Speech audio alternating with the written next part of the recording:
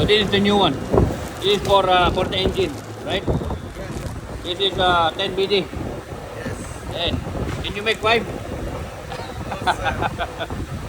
Okay, 10 BD, and this is for the aircon. AC. Air filter. AC. So this is 10. 15. So 15 plus 10, 25. How long it will change again? 1 year. 1 year. How about that? Yes. Same. Same 1 year. Okay. What to do, Yani? Ang mahal naman ng mga filter na to. Ito sa aircon. This is for air conditioner. Inside.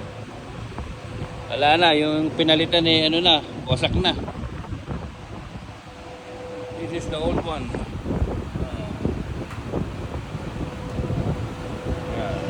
Yeah, this is already cracked, no? Yeah. This is the old one, yeah. So every year nagpapalit ng filter. Oh my God, naglag gastos na naman. What to do yan eh. Kaya ayokong pupunta rito kumisan eh. Gastos. Ay nako, ano magagawa?